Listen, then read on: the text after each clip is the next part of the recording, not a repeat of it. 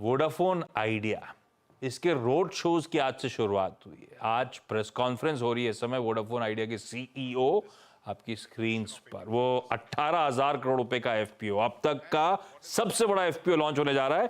तो एक बार चलें जरा, सीईओ साहब क्या कह रहे हैं, सुनते तो हैं। The main source of broadband across the country. So we've seen that fiber to home has shown some growth, but essentially the broadband needs of the country are today being met by wireless broadband. So that will be an important factor of the growth of the sector going forward. Now, if we come to the digital India, we all know that the government and the country has a vision of digital India which should grow. A lot has happened over the last few years, and telecom infrastructure will remain the backbone of digital India.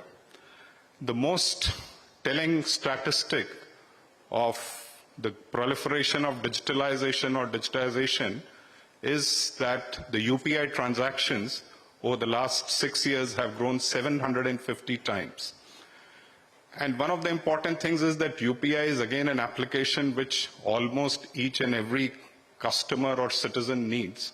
And I would say that is a strong factor which would augur well for the penetration of 4G to grow from 66% upwards, because without a 4G coverage, you will not be able to do a UPI payment, which is a very convenient way of transacting today. While UPI is the most telling statistic, the other areas which are driving this growth are e-commerce, increasing smartphone penetration, growth of data centers, and in general, you are seeing that the data is kind of exploding all across the country through various applications. The other thing which is very important for any industry and any player in the industry to do well is the industry structure or the market structure. You're all aware that we were in a situation where we had 10 or more than 10 private players at one time. The Indian industry was very competitive at that time. But the challenge was that with so many players, they were sharing a part of a pie where no other country in the world had so many players. Since the last 5 or 6 years, we have consolidated to 3 players, and we right now have 3 private players, of course. We also have BSNL as the government player.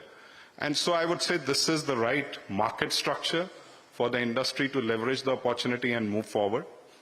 We have seen that while this consolidation was in the works from FY16 to FY19, the industry saw a shrinking of revenue, of the industry revenue, by around 18%.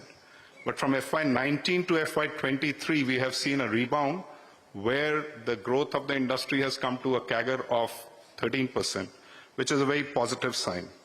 And so all the points that I mentioned earlier, growing population, need for penetration, growing digitalization, all these augur well for the growth of the Indian telecom industry. So then, moving on from the industry to Vodafone Idea strategy. First of all, I would say that we've had this strategy for some time. We were not able to execute the strategy because of lack of funding.